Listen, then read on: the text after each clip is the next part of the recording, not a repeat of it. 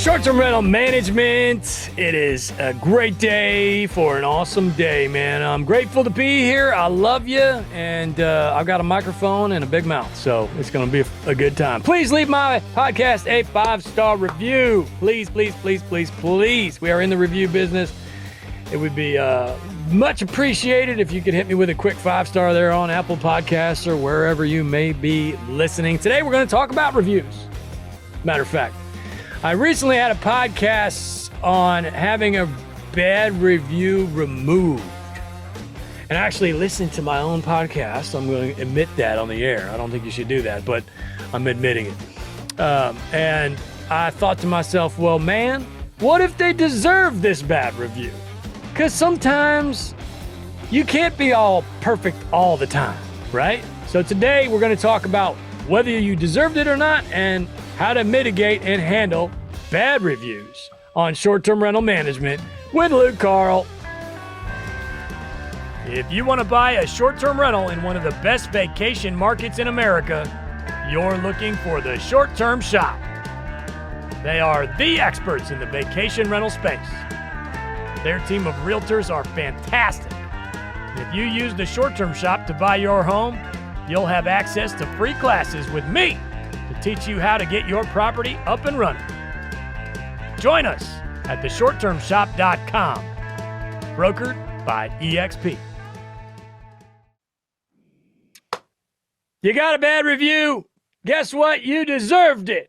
All right. Well, maybe not all the time, but listen, you can learn a lot from these bad reviews. And the thing is that, you know, we're in the review business here, and it is very stressful because it's like sometimes we feel, especially when we're new, like our life is on the line. Oh my goodness, I just got a bad review. I'm never going to get another booking. How could this be? My family's never going to love me. And oh my goodness, I'm letting everybody down. And you know, to a certain extent, a lot of that is true. Of course, you get to the point where you've been doing this long enough and you just don't care anymore. Of course, I care. I do care.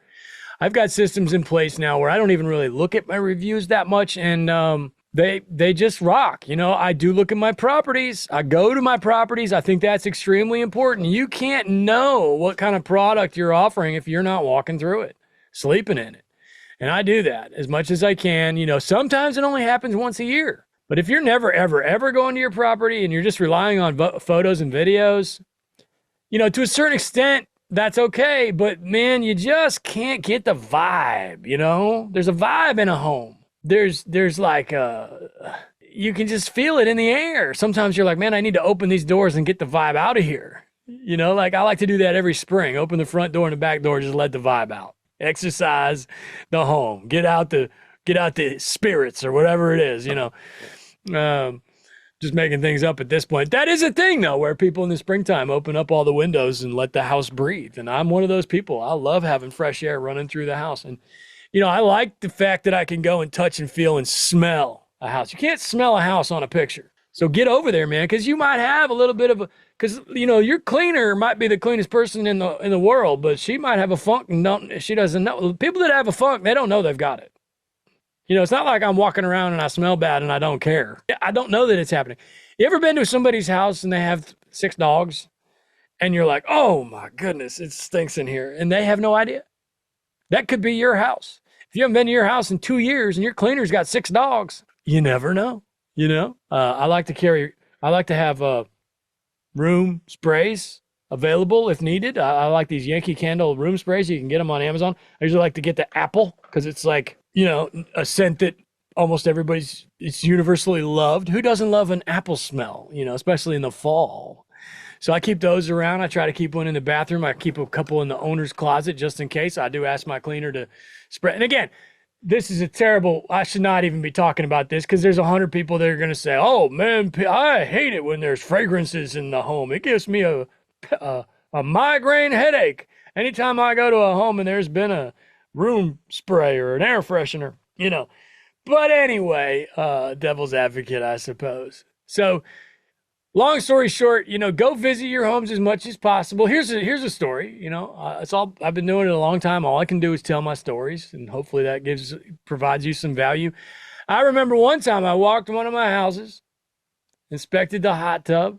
It's a newer home. I don't remember, this was a couple of years ago now. I don't remember the actual details, but I do remember that it was a situation where the guest decided that the hot tub wasn't clean and they wanted a refund. That's never happened to you, right? Well, if it hasn't, it will. And the funny thing is I was there the day before, the day of check-in, actually. I was there to, like about 2.5 hours before check-in, and I was smart enough to take pictures. And my cleaner always does my cleaners do a great job of taking pictures of everything because, quite frankly, it's a great way for them to cover their ass, you know? But I had pictures of this hot tub from 2.5 hours before this guest checked in. And luckily, of course, I was able to get ahead of it and send them over to the platform and say, hey, this guest is getting weird about the hot tub, but I was literally just there and inspected it myself, and here's some pictures of it. So, you know, we can't do that all the time. Even if you do live there next door to this house, you can't do that every single time. You're busy. You got the kids and soccer and, you know, everything else. But man, it was just first of all, that story I just told was great timing because I had just been there and had photos. So, wow, you know. But more importantly than that, because it's not even about the review and the money, it's about making sure that you're offering a good product and that when you start playing the blame game and saying, man, this guest stinks, they're lying and this and that, you need to know damn well that you're offering a kick-ass product and you just got a clunker of a guest. Okay, now 99% of guests are awesome people and we love them, and that's why we're in the business. We're here to give them a great place to create memories. I cannot say that often enough. I say it all the time, and I cannot say it often enough. I'm so grateful for my guests and I appreciate them. And there's the 1% of them that are just bad seeds and they want money. And you know, it also blows my mind that the amount of time that type of person will spend trying to get $100 back from whatever at the clothing store or the gas station. Well, man, this pump, it didn't give me as much as it said it did. I need 5 more gallons of gas, whatever it is. This type of person spends so much time trying to recoup or basically rob, in some cases, $100 off of somebody that if they'd just gone to work for that amount of time, they probably would have made more money. You know, it just doesn't, I don't understand that way of thinking and way of life, but these people are out there. So if you have, you know, basically you're looking for some confidence in your home, and the pictures and videos can help with that big time. But going to touch it and feel it and smell it is just a big confidence boost. Did you know that we're officially back in a buyer's market? That's right. Even though interest rates continue to rise, they are causing prices to fall. So there's finally room for you to do regular real estate investor things that we couldn't do for so long, like gasp, negotiate, make lower offers, ask for sellers to cover some of your closing costs. So it's a really great time to buy in terms of being able to get a lower purchase price and being able to negotiate. So if you're looking for your first or next short-term rental, it's a perfect time to reach out to us at the Short Term Shop. Let our team of agents in any of our true vacation market destinations help you find the perfect investment. Jump on over to theshorttermshop.com and click Get Connected to get started. We are brokered by eXp Realty. See y'all over there. But anyway, at the end of the day, every now and then you're just going to get a bad review. You know, you are, and you got to use it to your advantage to make you not only your home better, but you better as a host, you better as a human being.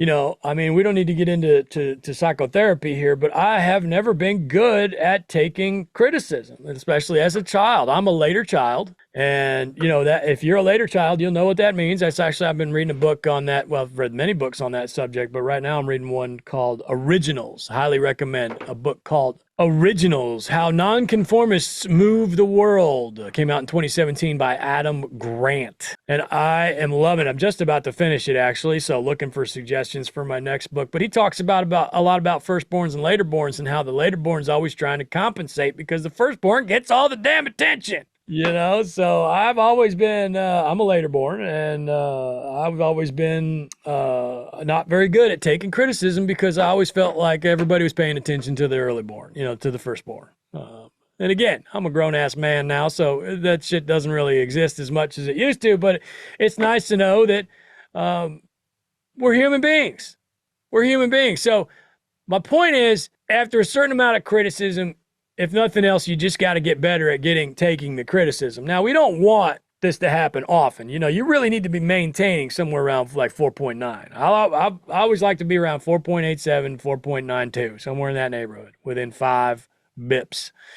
I'm actually going to read you my most recent bad review, which is, the problem here is that I'm conjuring things. You know, it's like bad juju to even be bringing this stuff up. The most recent bad review on this particular platform I'm looking at was over 2 months ago. Yikes. Also, I will say one more thing about the bad reviews. The bad reviews come in batches.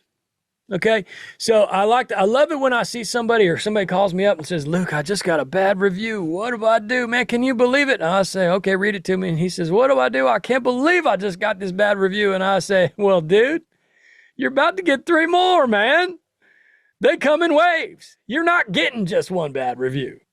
It is extremely rare. It's just the universe. It's a mysterious thing. And you get that first bad review, and I smile at this point. I'm like, oh, I have 2 more bad reviews coming this week. And another funny thing about it is, hold on, I'm going off on some tangents, which is okay. It's kind of fun. It's funny we say bad review. Bad review. What is a bad review? Where's my pen? What is a bad review? I will tell you right now. Some of my best reviews were not 5 stars. Every now and then you can get a kick-ass review that was like 3 or 4 stars, and it's because the person was so ridiculous that the people come in and will be like, wow, this, and of course there's a response. You get to handle it with, gracefully. So if you get some bad review that the people are just being ridiculous, and you respond like a pro and crush it, you just got some new fans. You know, so the people coming in, wow, man, this person was ridiculous, and this host handled it like a pro. Booking that one. There's one great way to use a bad review to your advantage. You know, so that's, again, bad reviews are not always a bad thing. Most important thing about bad reviews, point number 2 I'd like to make here, you use them to make your house and your management better. If you get a bad review from a good person, they just did you a favor. Now, could they have sent it to you in a private message instead of putting it out on the internet? Yes, that would have been cooler.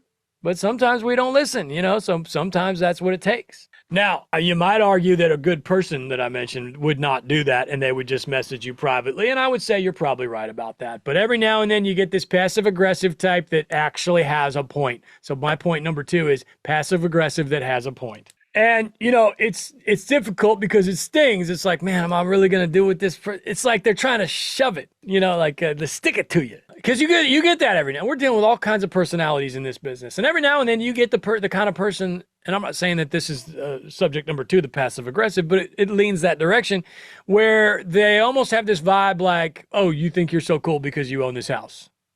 But you're not. Let me show you why you're not that cool. 4 stars. You get that every now and then, you know? But anyway, let me read you a bad review here and see how this goes. And again, it was from 2 months ago. Overall quality 4.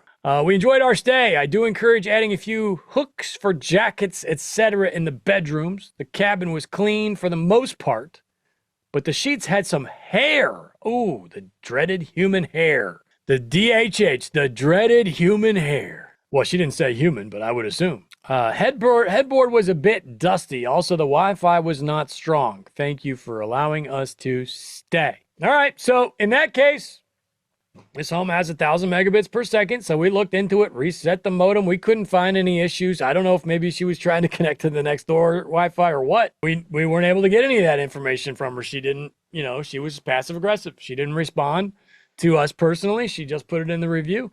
And that's okay. You know, you just write a cute little response. And what was my response on this one? Let's see. Well, I'd have to dig through all this just to even find it. But I'm sure I said, you know what? We fixed the Wi-Fi and appreciate that. We're happy to help. Something like that. Short, sweet. I'll do my best to try and go through my hundreds of immaculate reviews to try and find another bad one to possibly bring up here. But let's talk about bad review person number 3. That's just the you deserved it review.